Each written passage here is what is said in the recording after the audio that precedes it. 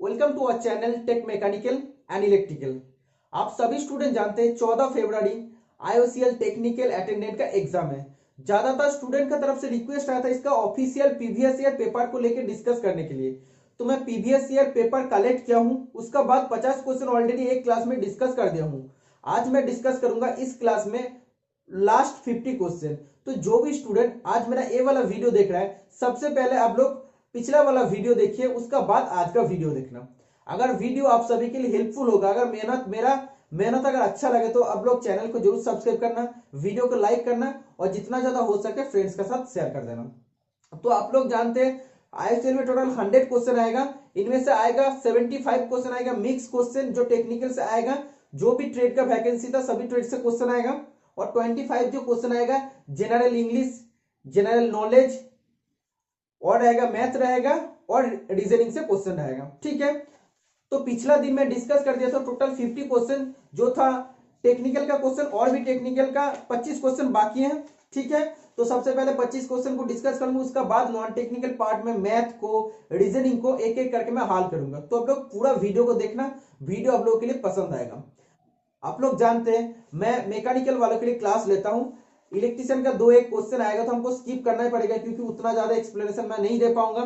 लेकिन जो भी क्वेश्चन मैकेनिकल का रिलेटेड आएगा, जितना ज्यादा हो सके डिटेल्स में बात करूंगा और नॉन टेक्निकल पार्ट भी अच्छा से आप लोग को समझाऊंगा। ठीक है, तो फर्स्ट क्वेश्चन आप देख सकते हैं।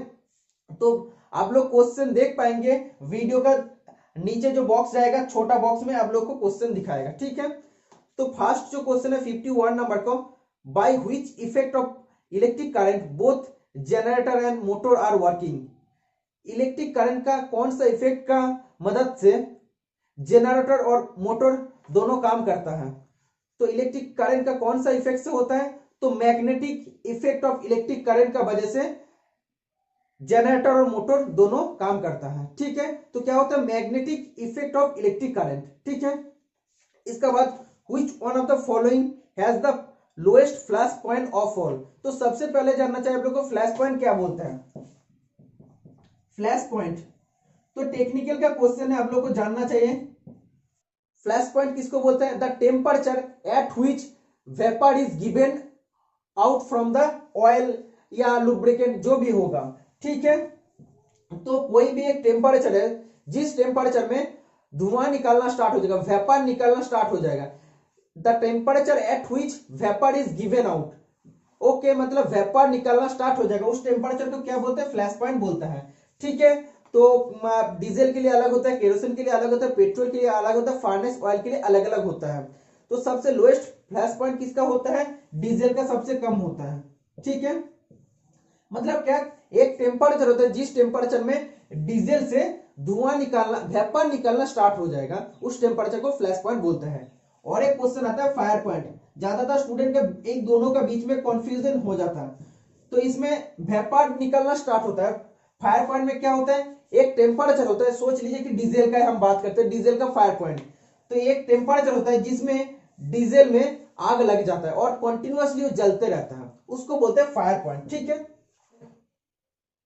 Next question 53 number, megger is a device use to measure. Megger एक डिवाइस होता है, वो क्या मेजर करने के लिए यूज होता है। तो option number B, insulation resistance. Insulation resistance का मेजरमेंट करने के लिए मीगर हम लोग यूज करते हैं। ठीक है, तो इलेक्ट्रिशियन का क्वेश्चन है, इजी क्वेश्चन है। जो भी इलेक्ट्रिशियन का स्टूडेंट है उन सभी स्टूडेंट के लिए बहुत ज्यादा इजी क्वेश्चन है। इसका बाद बोला था petrol engine works on. Diesel mechanic का क्वेश्चन है, बोला है पेट्रोल इंजन तो कौन सा साइकिल में काम करता है, तो ऑटो साइकिल में काम करता है। नॉर्मल क्वेश्चन है, अगर कोई भी मतलब मैकेनिकल का स्टूडेंट है तो वो जानता है कि पेट्रोल इंजन ऑटो साइकिल में काम करता है। इसका बाद बोला है Fleming's left hand rule is applicable to.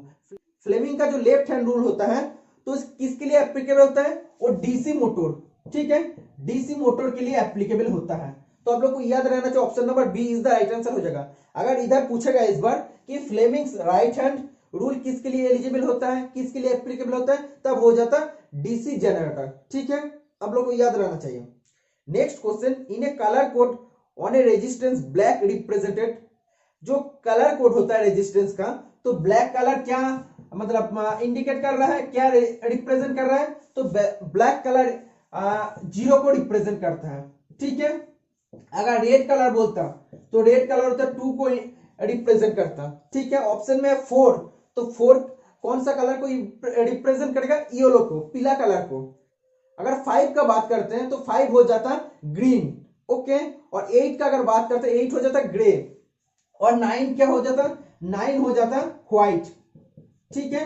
तो आप लोग को याद रखना चाहिए, 2 होता है रेड के लिए, 9 होता है व्हाइट के लिए, और ब्लैक के लिए 0 होता है, 4 के लिए होता है, 4 के लिए होता है येलो, 5 के लिए होता है ग्रीन, और एक 8 के लिए क्या होता है? 8 के लिए होता है ग्रे, ठीक है।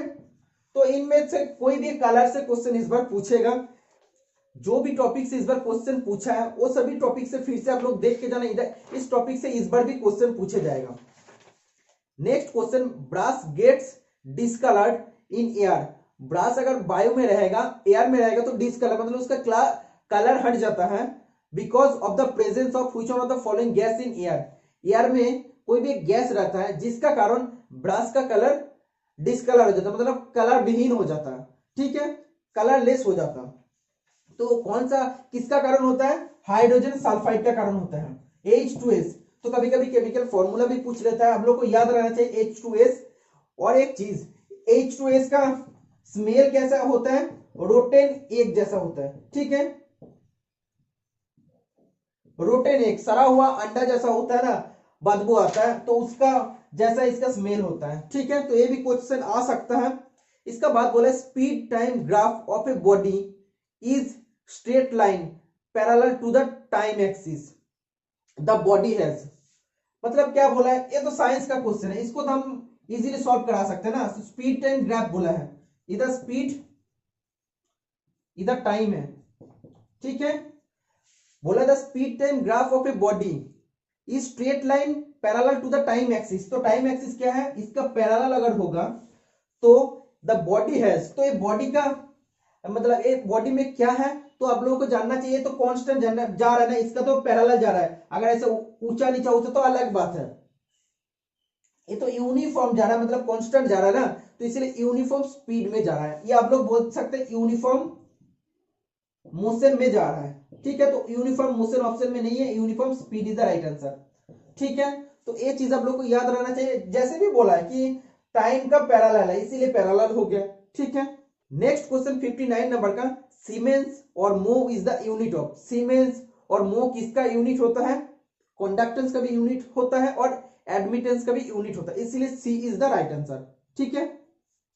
नेक्स्ट क्वेश्चन 60 नंबर का, if the capacitor of a single phase motor, single phase motor का अगर कैपेसिटर शॉर्टर हो जाता, थोड़ा शॉर्ट हो जाता, तो मोटर क्या हो जाएगा? मोटर स्टार्ट नहीं होगा, ठीक है। तो will not start, option number A is the right answer हो जाएगा, ओके।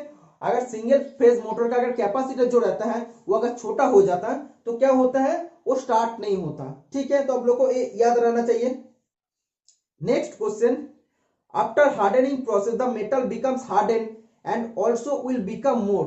तो ये जो क्वेश्चन है मैकेनिकल वालों के लिए बहुत ज्यादा इंपॉर्टेंट क्वेश्चन है। हम लोग जब भी हार्डनिंग प्रोसेस करते हैं तो क्या होता है? मेटल बहुत ज्यादा हार्ड हो जाता है, और जो भी मेटल हार्ड होता है उसका ब्रिटेलनेस बढ़ जाता है, ठीक है। तो मैं डेली क्लास लेता हूँ और इसका बारे में मैं डिस्कस कर देता हूँ। जब भी मेटल हार्ड ज्यादा होगा तो उसका ब्रिटलनेस भी बढ़ जाएगा, ठीक है। इसीलिए option number A is the right answer. Next question 62 number का, crude petroleum oil is a dash fuel. जो क्रूड पेट्रोलियम ऑयल होता है वो किस टाइप का फ्यूल होता है?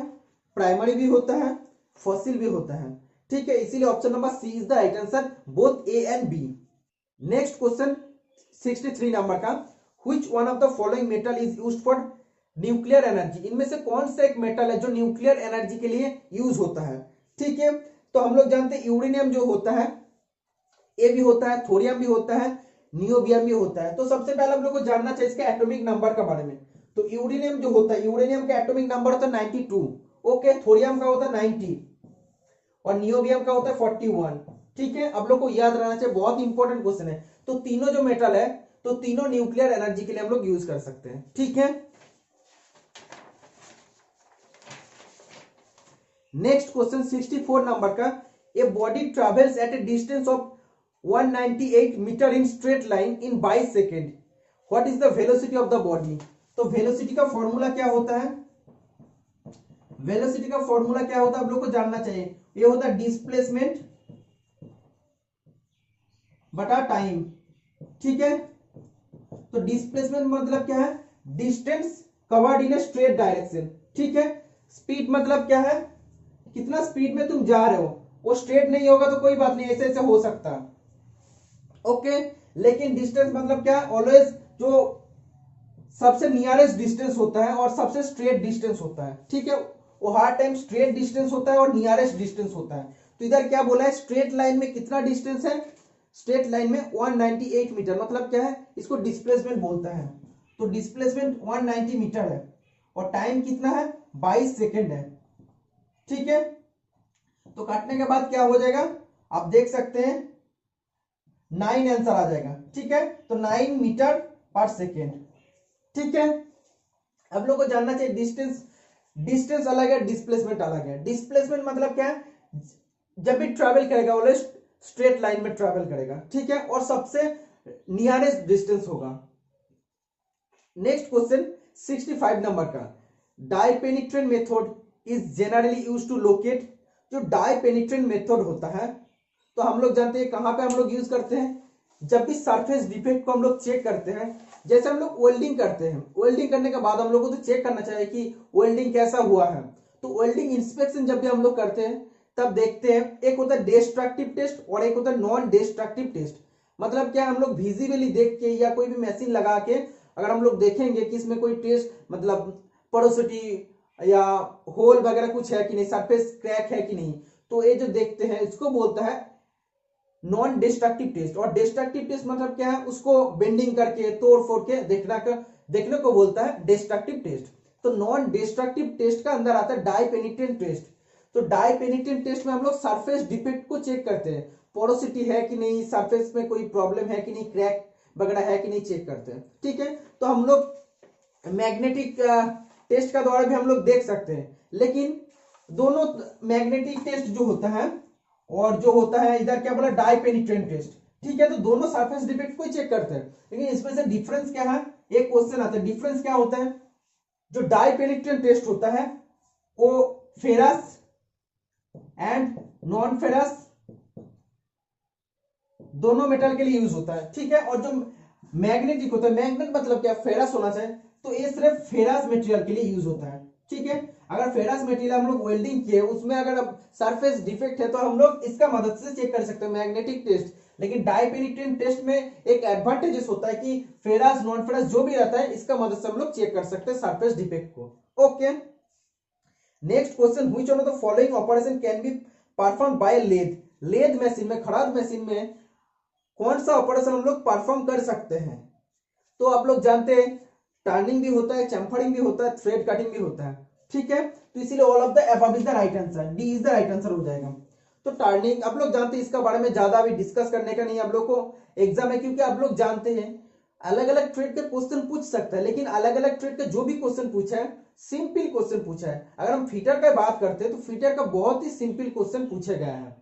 इसका बाद आप देख सकते हैं जो ब्रास का क्वेश्चन दिया है, brass is an alloy of, brass किसका एलॉय में बनता है, ब्रास ब्रास बनता है जिंक एंड कॉपर का।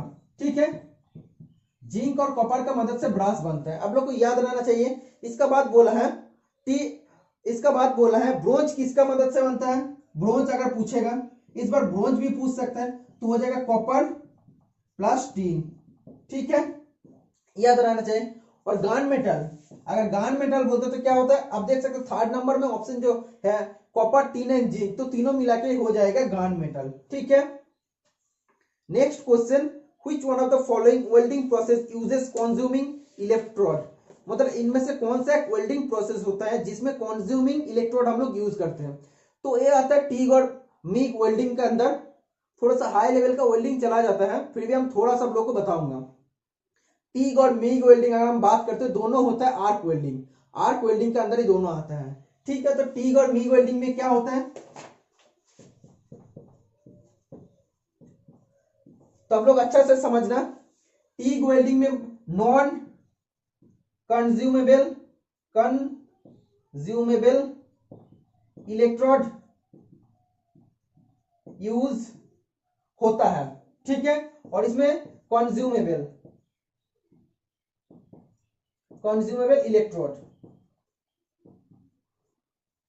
ये जो इलेक्ट्रोड होता है ये टंगस्टन इलेक्ट्रोड होता है, ठीक है, टंगस्टन का इलेक्ट्रोड होता है। और ये जो इलेक्ट्रोड यूज होता है इसमें बेस मेटल में जो भी है या पेरेंट मेटल में जो भी है, हम लोग बेस मेटल को पेरेंट मेटल भी बोल सकते हैं, ठीक है। तो पेरेंट मेटल हम लोग जो भी वेल्डिंग करने जा रहे हैं वो मतलब उसका सेम इलेक्ट्रोड हम लोग यूज करेंगे मीग वेल्डिंग में। लेकिन बेस मेटल अगर जो भी होगा हम लोग टीग वेल्डिंग का टाइम हम लोग टंगस्टन का इलेक्ट्रोड यूज करेंगे, ठीक है।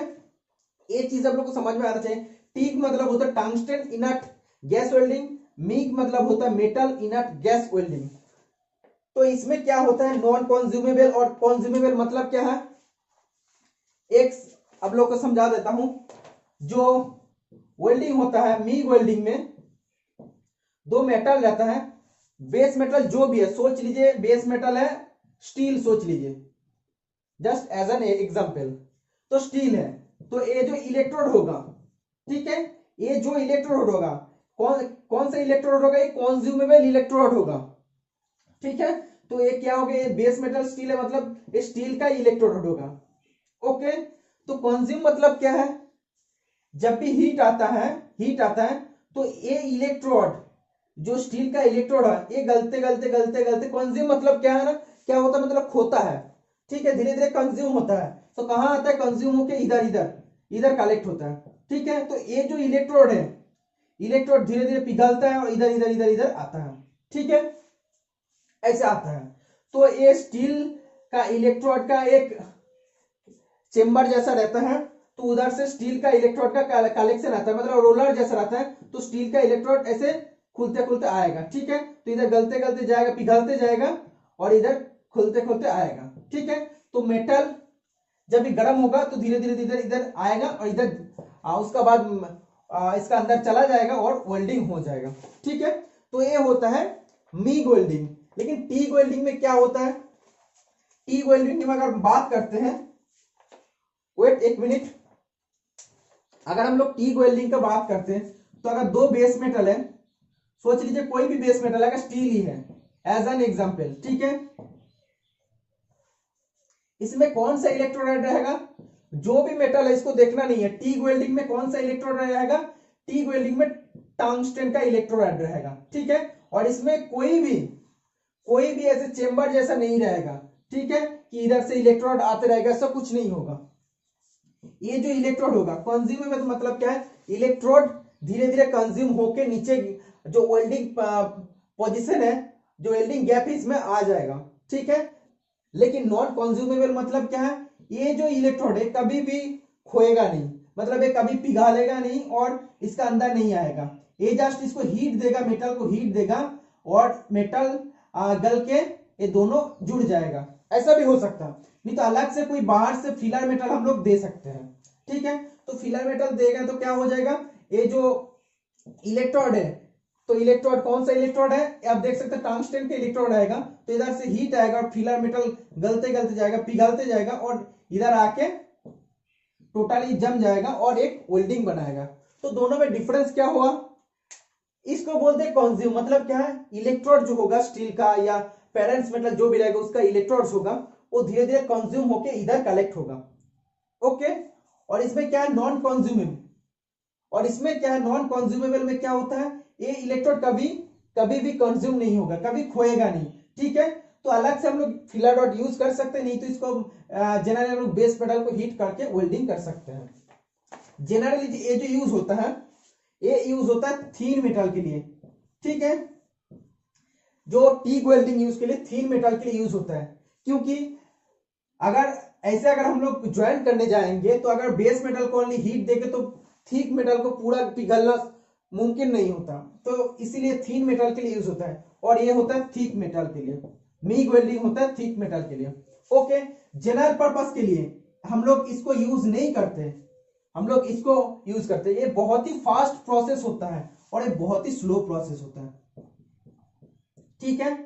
तो इसमें क्या मिला आप लोगों को समझ में आ गया, consumable electrode non consumable electrode क्या होता है, ओके। तो कंज्यूमेबल इलेक्ट्रोड मतलब क्या होगा, जो इलेक्ट्रॉन रहेगा धीरे धीरे कंज्यूम होके होके कहाँ आएगा, जो इधर गैप रहेगा दोनों पेरेंट मेटल के बीच में, उधर आके कंज्यूम होके एक सॉलिड वेल्डिंग जॉइंट बनाएगा। ठीक है, और ये जो टी वेल्डिंग के लिए जो इलेक्ट्रोड होगा टंगस्टन का होगा और ये कभी कंज्यूम नहीं होगा, और जैसे पहले का वेल्डिंग का पहले रहेगा वेल्डिंग का बाद भी वैसे रह जाएगा। अलग से फिलर मेटल यूज भी कर सकते हो, नहीं तो यूज नहीं करोगे तब भी चलेगा। ठीक है, तो ये था पूरा मिग वेल्डिंग टीग वेल्डिंग का डिटेल्स। ज्यादातर स्टूडेंट 90% स्टूडेंट के इसके बारे में क्लियरिटी नहीं था, तो मैं आप लोग को क्लियर कर दिया हूं।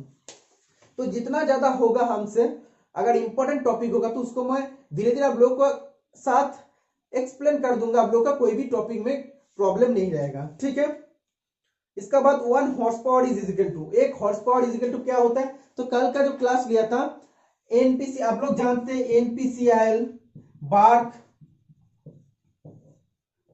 एचडब्ल्यूबी और एनएफसी के लिए अलग से मैं एक सीरीज चालू किया, उसमें मैं साइंस का क्लास, मैथ का क्लास और जीके का क्लास हम स्टार्ट कर दिया है। ठीक है, तो ऑलरेडी मैं साइंस का क्लास और मैथ का क्लास ले लिया हूं, जीके का क्लास बाकी है, तो इसका सीरीज चलते रहेगा, तो आप लोग वो वाला सीरीज जरूर देखना।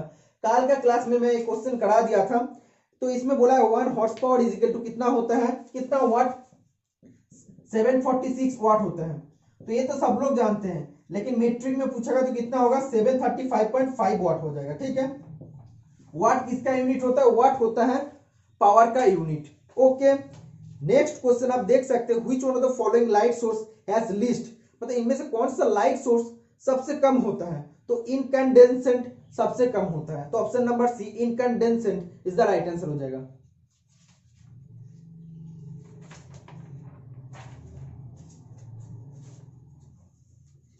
इसका बाद नेक्स्ट क्वेश्चन था device used to convert electrical energy into mechanical energy. मैं आप लोग को फिर से बोल रहा हूं, जो भी साइंस का क्लास और मैथ का क्लास में स्टार्ट किया हूं, ये जो सीरीज आप लोग जरूर देखना। कल का क्लास में ये भी क्वेश्चन में डिस्कस कर दिया था, तो ये जो क्वेश्चन है डेली डेली जो मैं क्वेश्चन ले रहा हूं, इधर से आप लोग को एग्जाम में क्वेश्चन आएगा। ज्यादातर स्टूडेंट इधर से अगर नहीं देख के जाओगे तो मिस्टेक करोगे, तो आप लोग जरूर क्लास को देख के जाना। जब भी बोलेगा इलेक्ट्रिक एनर्जी के एनर्जी से, इलेक्ट्रिक एनर्जी से अगर मैकेनिकल एनर्जी में बदलना चाहेंगे, तो इसमें कौन सा डिवाइस यूज होगा, तो इसमें यूज होगा इलेक्ट्रिक मोटर। ठीक है, तो हम लोग जानते हैं जैसे पानी उठाते हैं ना इलेक्ट्रिक मोटर, तो इलेक्ट्रिक एनर्जी हम लोग देते, स्विच ऑन करते, उसका बाद तो मैकेनिकल एनर्जी चालू होके तब तो पानी ऊपर आता है ना, टंकी में पानी आता है, तो ऐसे होता है। तो इसका ऑपोजिट अगर देता है कि मैकेनिकल एनर्जी को हम लोग को इलेक्ट्रिकल एनर्जी में बदलना पड़ेगी, तब क्या हो जाएगा, डायनामो राइट आंसर हो जाएगा। ठीक है, तो डायनामो जैसे मैकेनिकल एनर्जी घूम के इलेक्ट्रिकल एनर्जी बनाते हैं ना, तो वही राइट आंसर हो जाएगा। इसका बाद बोला बहुत ही easy question, wood is the main raw material for the manufacture of, wood किसका रॉ मटेरियल होता है मैन्युफैक्चरिंग करने के लिए, तो हम लोग जानते हैं जो कागज बनता है, पेपर बनता है, तो उसके लिए वुड का जरूरत होता है। नेक्स्ट क्वेश्चन 73 नंबर का, 1 joule is equal to, 1 joule is equal to कितना होता है, तो आप लोग जानते हैं जूल किसका यूनिट होता है, वर्क डन का यूनिट होता है, हीट का एसआई यूनिट होता है, ठीक है, एनर्जी का यूनिट होता है, तो आप लोग ये सब कुछ जानना चाहिए। तो 1 जूल मतलब क्या, इधर वर्क डन हो जाएगा, तो work done is equal to क्या होता है आप लोग को जानना चाहिए, वर्क डन इज इक्वल होता है force applied into displacement. Displacement मतलब क्या है, distance move in straight line, straight line में जितना डिस्टेंस मूव करेगा उसको डिस्प्लेसमेंट बोलते हैं। तो फोर्स अप्लाइड मतलब क्या है हम लोग जानते हैं 1 न्यूटन, इसको हम लोग बोल सकते हैं। ठीक है, और डिस्प्लेसमेंट मतलब क्या, 1 मीटर हम लोग बोल सकते हैं। तो क्या बोला है 1 जूल, जूल को कितना आर्ग में बदलने के लिए बोला है, इसका राइट आंसर हो जाएगा 10⁻7 आर्ग। तो मैं आप लोगों को जस्ट शो करूंगा कि कैसे 10⁻7 आर्ग आता है। तो आर्ग किसका यूनिट है, सीजीएस, सीजीएस में जो वर्क डन होता है वर्क डन का यूनिट होता है आर्ग। ठीक है, और एसआई में वर्क डन का यूनिट होता है जूल। ठीक है, तो ये एसआई में है, ये भी एसआई में है, तो इस पार्ट को हम लोग को क्या करना पड़ेगा, सीजीएस में बदलना पड़ेंगे। ठीक है, 1 न्यूटन हम लोग जानते हैं 10⁵ डाइन होता है। काल का जो मैं क्लास लिया था उसमें मैं बता दिया था हम लोगों को कि 1 newton is equal to 10⁵ dyne कैसे होता है, उसका इक्वेशन हम लोगों को मैं बता दिया था। तो ऐसे हो जाएगा 10⁵ डाइन, तो डाइन होता है सीजीएस एकक होता है, और 1 मीटर इज इक्वल टू हो जाएगा, हम लोग को सेंटीमीटर में बदलना पड़ेंगे, ठीक है, तो 100 सेंटीमीटर हो जाएगा। तो टोटल कितना हो जाएगा 10⁵ इंटू 10⁵2 डाइन इंटू सेंटीमीटर। इधर न्यूटन इंटू मीटर जब था तब क्या हो गया था, जूल हो गया था, तो इधर डाइन इंटू सेंटीमीटर मतलब क्या हो जाएगा, इधर आर्क हो जाएगा 10⁵ प्लस 2 मतलब क्या हो जाएगा 10⁵7, ठीक है। तो 10⁵7 आ रहा है ना, erg 1 joule is equal to 10⁵7 erg आया कि नहीं। तो ऐसे होता है, जस्ट आप लोगों को मैं समझा दिया हूं, अगर आप लोग को याद नहीं रहेगा तो आप लोग इक्वेशन बना के सॉल्व कर सकते हैं।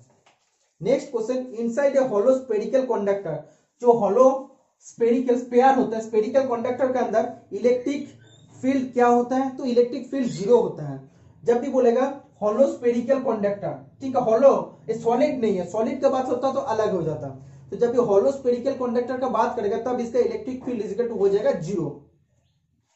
नेक्स्ट क्वेश्चन 75 नंबर का, आप देख सकते हैं, Buchholz relay is use for the protection of, Buchholz relay किसका प्रोटेक्शन के लिए यूज होता है, तो ये हो जाएगा transformer is the right answer हो जाएगा, ठीक है, तो ट्रांसफॉर्मर राइट आंसर हो जाएगा। इसका बाद जो शुरू होगा नॉन टेक्निकल पार्ट, तो बहुत ही इजी क्वेश्चन पूछता है आईओसीएल में नॉन टेक्निकल पार्ट, अगर आप लोग देखेंगे इसका क्वेश्चन पेपर को तो आप लोगों को समझ में आ जाएगा। 76 नंबर का question, in the Lok Sabha whom do the members addresses their speeches to, मतलब लोकसभा में जो मेंबर्स होता है तो किसको स्पीच देता है, तो स्पीकर को स्पीच देते हैं, ठीक है, तो स्पीकर को स्पीच देते हैं, जो मेंबर रहता है लोकसभा का तो वो स्पीच अगर देते हैं तो किसको स्पीच देता है, स्पीकर को स्पीच देते हैं, ठीक है, तो ये आप लोग को याद रहना चाहिए। इसका बाद बोला है वर्ल्ड स्मॉलेस्ट कंट्री, विश्व का सबसे छोटा कंट्री क्या होता है, वेटिकन सिटी होता है, ये जस्ट जी के आप लोग को याद रखना चाहिए। Next question, who is the author of Ramayana, Ramayana का ऑथर कौन है, तो आप लोग सभी स्टूडेंट जानते हैं Valmiki is the right answer, okay. Next question 79 number का, in the first 10 overs of a cricket game, सोच लो 50-50 ओवर एक गेम हो रहा है तो टोटल 50 ओवर होगा, ठीक है, फर्स्ट 10 ओवर में कितना रन रेट था 3.2, फर्स्ट 10 ओवर में 3.2 रन रेट था, रन रेट मतलब क्या है, एक ओवर में 3.2 रन रेट है, मतलब एवरेज है, ठीक है, एक ओवर में अगर हम लोग एवरेज करते हैं तो 3.2, तो 10 ओवर में कितना हो जाएगा, 10 ओवर में हो जाएगा 3.2 इंटू 10 मतलब क्या हो जाएगा 32 हो जाएगा। रन रेट मतलब क्या है, रन पर ओवर, ठीक है, मतलब हर ओवर में कितना रन हो रहा है उसको बोलता है रन रेट। तो एक ओवर में अगर 3.2 होता है तो 10 ओवर में कितना हो जाएगा 32 हो जाएगा, 3.2 इंटू 10। इसका बाद बोला है what should be the run rate in the remaining 40 overs to reach the target 282 runs, अगर टारगेट 282 रन्स होगा, ठीक है, टारगेट अगर 282 रन्स, अगर 50 ओवर में एक खेल हो रहा है तो उसमें टारगेट 282 है, तो फर्स्ट ओवर में फर्स्ट 10 ओवर में 32 रन अगर हुआ है और 40 ओवर बाँचता है तो 40 ओवर में कितना रन बाकी चाहिए, कितना रन होना चाहिए, तो 40 ओवर में कितना रन होना चाहिए, जब 10 ओवर में तो हो गया 32 रन, मतलब क्या है, इधर से अगर हम लोग 32 को माइनस करेंगे तो क्या हो जाएगा, आप देख सकते हैं 250 हो जाएगा, ठीक है। टोटल 50 ओवर में हम लोग को क्या बनाना पड़ेगा, टोटल 50 ओवर में हम लोग को बनाना पड़ेगा 282, फर्स्ट 10 ओवर में तो बन गया 32, तो 250 बाकी है ना, तो ये तो 40 ओवर में करना पड़ेगा, ठीक है, तो 40 ओवर में 250 रन चाहिए, तो एक ओवर में कितना चाहिए, तो एक ओवर में चाहिए बटा 40, काटने के बाद क्या हो जाएगा 6.25 इज द राइट आंसर हो जाएगा, सर जो भी होगा, ये जस्ट आप लोगों को मैं प्रोसीजर बता दिया हूं, 6.25 के आसपास आंसर आ जाएगा, ठीक है, option number A is the right answer हो जाएगा। इसका बहुत बोला था famous Charminar is located in, जो चारमीनार है, चारमीनार कहां पे लोकेटेड है, तो हैदराबाद में, option number A is the right answer, Hyderabad में चारमीनार अवस्थित है। इसका बाद which qualification is not essential for election of the president of India, president of India जो बनता है उसका जो इलेक्शन होता है तो उसके लिए कौन सा क्वालिफिकेशन नहीं चाहिए, सबसे पहले क्वालिफिकेशन होना पड़ेगा सिटीजन ऑफ इंडिया होना पड़ेगा, और उसका एज 35 ईयर से कम नहीं होना चाहिए, ठीक है, और मेंबर ऑफ लोकसभा होना पड़ेगा, लोकसभा का मेंबर होना पड़ेगा। लेकिन लास्ट जो ऑप्शन है not holding any office of profit, कोई भी प्रॉफिट का ऑफिस को होल्ड नहीं करता, इसीलिए वो मतलब प्रेसिडेंट नहीं हो पाएगा, ऐसा कुछ नहीं है, तो इसीलिए D is the right answer हो जाएगा। ठीक है, तो 3 चीज आप लोग का होना चाहिए, तो ए एसेंशियल नहीं होता, ऑप्शन नंबर डी। ठीक है, next question, who has been appointed as India first cyber security chief. India first cyber security chief का हिसाब से सबसे पहले किसको नियुक्त किया गया है, तो गुलशन राय को नियुक्त किया गया है। ठीक है, option number B is the right answer. इसका बाद बोला है 2x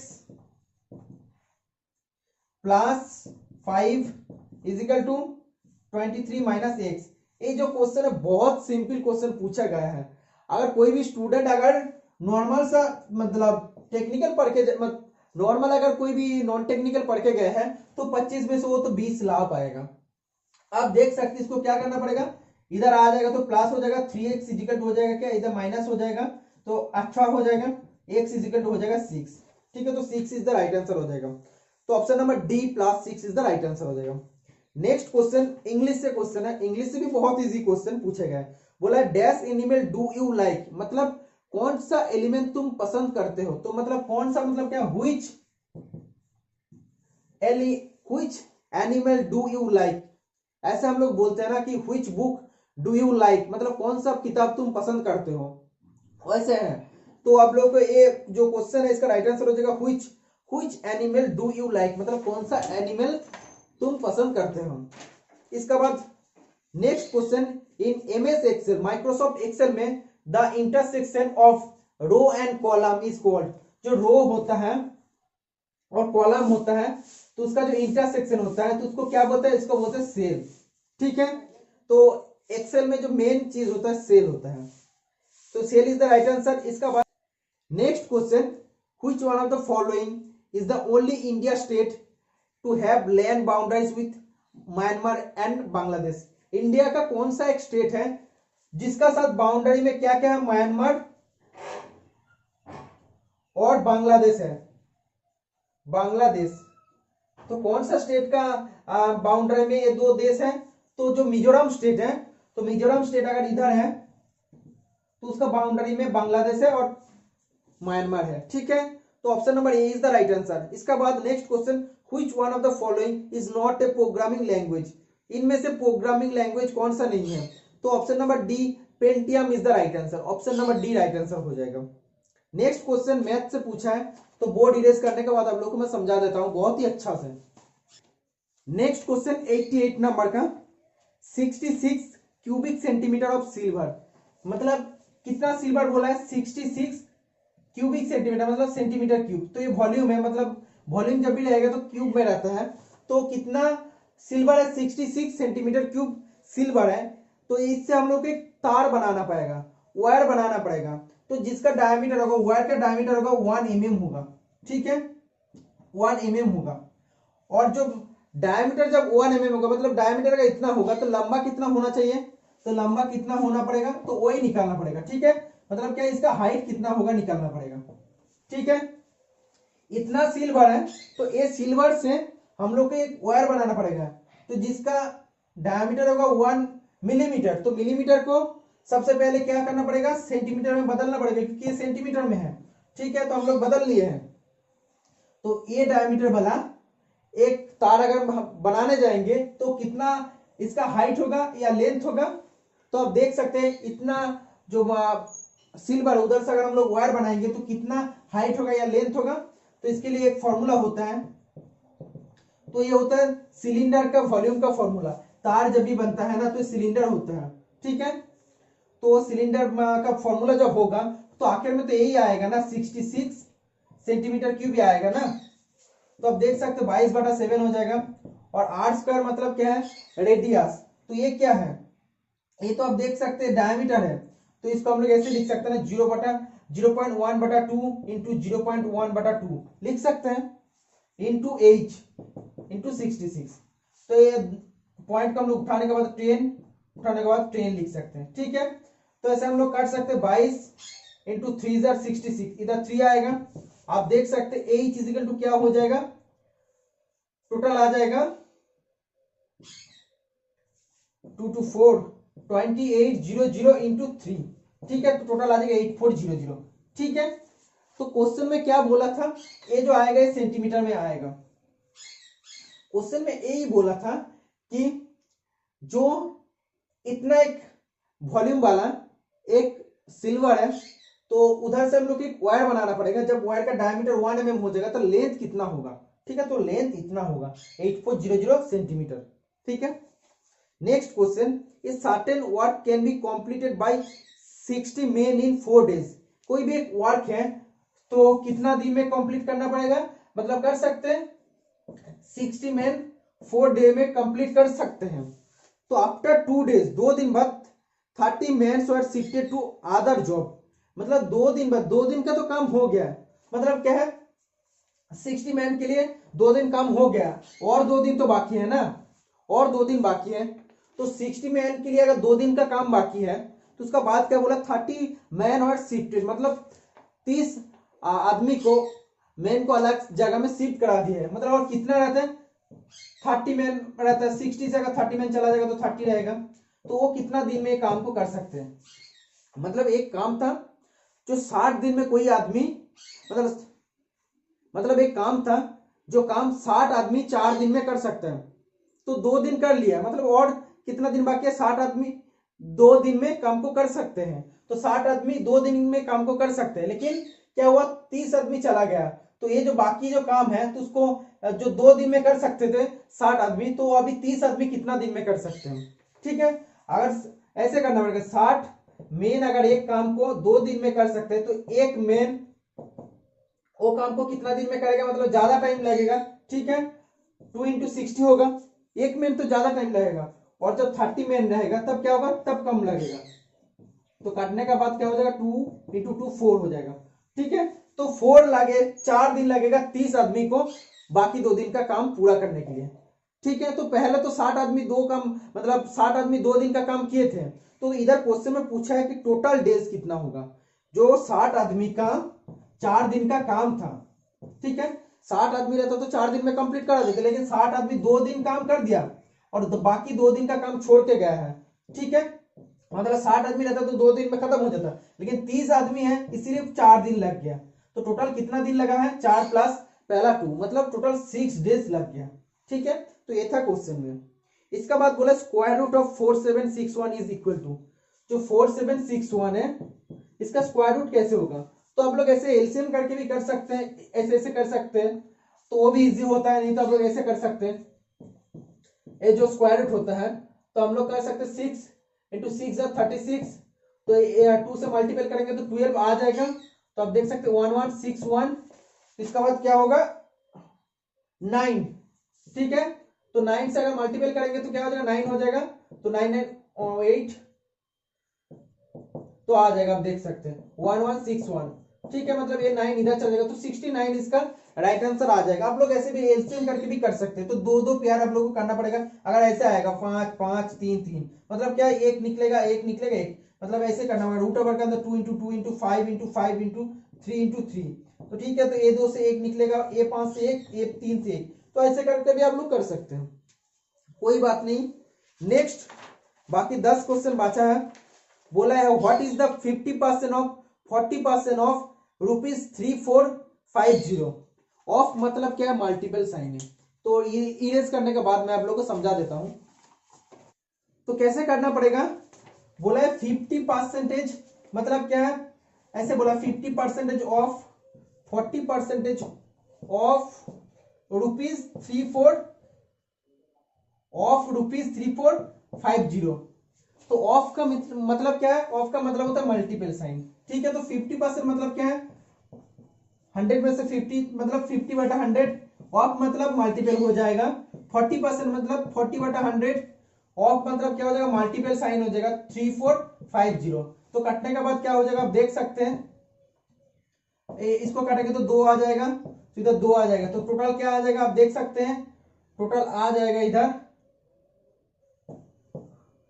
345 × 2, मतलब आ जाएगा 3 3 600 690 आ जाएगा, 690 आ जाएगा। हाँ, option number A is the right answer, ठीक है।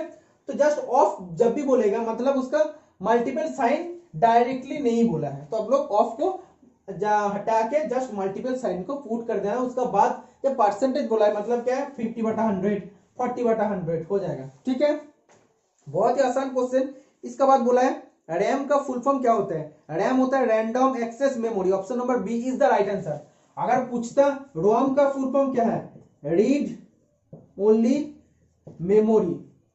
ठीक है, ये आप लोग को जानना चाहिए। Next question, between which two destination did the first train run in India? India का सबसे पहला ट्रेन कौन दो स्टेशन का अंदर ट्रेवल किया था? तो वो ट्रेवल किया था थाने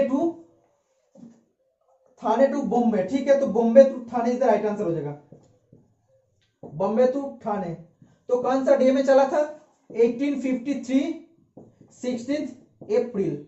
ठीक है, तो ये डेट भी पूछ सकता है, आज नहीं, आज पूछा नहीं तो ठीक है, बाद में जो भी एग्जाम होगा तो फास्ट ट्रेन है ना, तो इसका डेट भी पूछ सकता है। इसका बाद जो नेक्स्ट क्वेश्चन, आर्टिफिशियल का बोला है, ऑपोजिट मीनिंग क्या हो जाएगा? आर्टिफिशियल जो होता है मतलब क्या है? कृत्रिम। हम लोग जानते हैं एक होता है आर्टिफिशियल एब्रेसिव, हम लोग जैसे बोलते हैं, और एक होता है नेचुरल। ठीक है, तो इधर नेचुरल है, आप देख सकते हो ऑप्शन में, तो इजीली हम लोग कर सकते हैं। तो option number B is the right answer. इसका बाद बोला which one of the following is the brain of computer? Computer का ब्रेन किसको बोलते हैं? तो सीपीयू को बोलते हैं। सीपीयू का फुल फॉर्म होता है सेंट्रल प्रोसेसिंग यूनिट। ठीक है, आप लोग को याद रहना चाहिए, सीपी जैसे हम लोग का ब्रेन होता है ये वाला, तो कंप्यूटर का भी ब्रेन होता है CPU, central processing unit. Next question, the country that is called the land of rising sun. तो लैंड ऑफ राइजिंग सन कौन सा कंट्री को बोलते हैं? जापान को बोलते हैं। अगर बोलता है the midnight, the land of midnight sun अगर बोलता तब क्या आंसर हो जाता? तब हो जाता नॉर्वे। तो एक होता है राइजिंग सन होता है Japan, the land of midnight sun हो जाता नॉर्वे। ठीक है, इसका रिलेटेड क्वेश्चन भी हमको बताना पड़ेगा, जो होगा हमसे हम उतना डिस्कस करेंगे। अगर इलेक्ट्रिशियन डीजल का थोड़ा टफ क्वेश्चन पूछेगा तब हम, मेरे लिए थोड़ा सा मुश्किल हो सकता है, आप सभी के लिए। लेकिन जब भी हम लोग का ट्रेड का आएगा नॉन टेक्निकल में जितना ज्यादा होगा, मैथ का तो कोई प्रॉब्लम ही नहीं है। ओके, एफडीआई का फुल फॉर्म क्या है? तो option number C foreign direct investment is the right answer हो जाएगा। ठीक है, इसका बाद एक रीजनिंग से क्वेश्चन पूछा है एंड बहुत ही आसान क्वेश्चन पूछा है, X is the mother of Y. तो सबसे पहले जब भी ब्लड रिलेशन करेंगे तो ब्लड रिलेशन का क्वेश्चन सॉल्व करने से पहले आप लोगों को क्या करना पड़ेगा? आप लोगों को मैं बोर्ड इरेज कर लेता हूं। ब्लड रिलेशन जब भी क्वेश्चन आएगा तब आप लोगों को जेनरेशन टू जेनरेशन अलग करना पड़ेगा। कैसे करना पड़ेगा मैं आप लोगों को बता देता हूं।